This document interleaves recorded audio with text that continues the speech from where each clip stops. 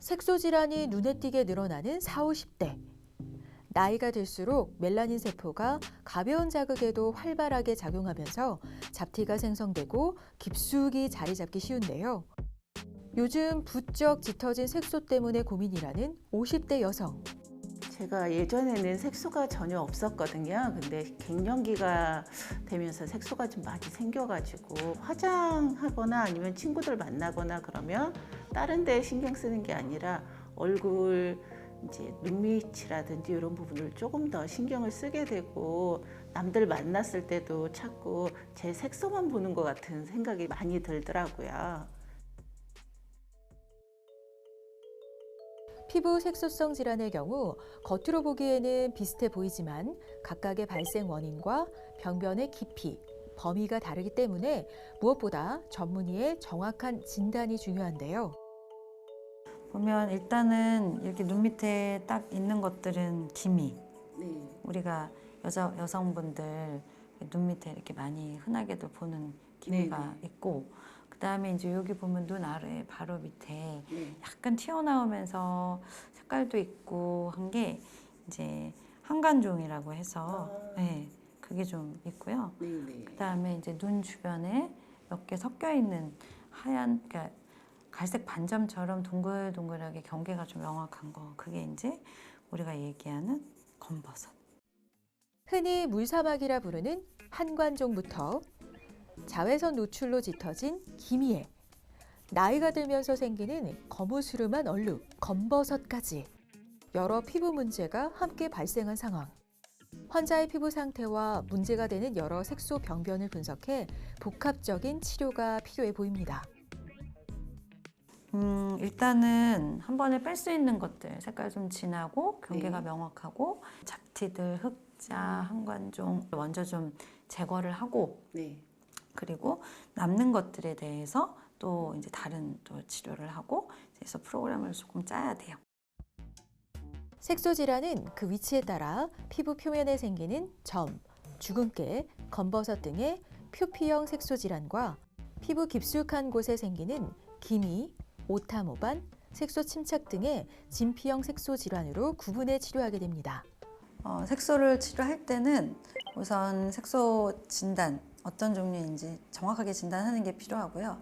또 그분의 피부 타입이나 이런 거에 따라서 레이저를 정하게 되는데 한 가지 레이저로 모든 색소가 다 치료되지는 않고 우리가 어떤 이런 색소에는 이런 레이저가 좋고 또 한 번에 치료를 할 수 있다 하는 종류들을 정해서 그거는 그렇게 치료를 하고요. 그 다음에 여러 번에 걸쳐서 서서히 색소를 흐려지게 해주는 그런 치료가 또 필요한 경우가 있기 때문에 그런 것들을 적절하게 저희가 프로그램을 짜서 치료를 하게 됩니다. 여러 색소성 질환에 활용되는 다양한 레이저 치료. 색소가 자리한 깊이, 원인, 종류에 따라 적합한 파장대의 레이저를 선택해 치료를 진행하게 됩니다. 1조분의 1단위로 빠르고 정확하게 조사되는 여러 파장의 레이저가 순식간에 높은 에너지로 서로 다른 깊이의 색소를 골고루 파괴하여 피부의 열 손상을 최소화하고 복합적인 피부 병변을 동시에 개선합니다. 기미의 경우에는 한 번에 뺀다라고 했을 때는 큰일 나죠. 이게 재발이 확 되면서 없어졌다가 갑자기 확 올라오는 경우가 있기 때문에 레이저 토닝 방식으로 수개월간 꾸준한 치료가 필요합니다. 잡티의 경우에는 색소의 깊이도 다양하고 또 여러 가지가 좀 다양하게 섞여 있기 때문에 레이저 치료를 해보면 반응도 좀 다양합니다. 그래서 몇 가지 레이저를 사용을 해서 이번엔 뭐 이 레이저, 다음엔 저 레이저, 아니면 한 번 레이저 할 때 몇 가지를 이제 병합을 해서 치료를 하게 됩니다. 그리고 여기에 이제 진피층을 좀 건강하게 해주거나 또는 이제 미백에 도움이 되는 스킨 부스터라는 이제 약물이 있거든요. 그래서 이제 그런 치료나 또 미백에 도움이 되는 약물 주사 치료 이런 것들을 병합해서 할 수 있습니다. 레이저 치료 후 민감해진 피부를 진정시켜주는 미백 재생관리. 멜라닌 형성을 억제시키고 기미와 잡티, 색소 침착을 예방해 주는데요. 피부 깊숙이 비타민C를 침투시켜 콜라겐 생성을 촉진하고 치료 후 손상된 피부를 회복해 피부톤을 투명하고 맑게 개선하는 데 도움이 됩니다.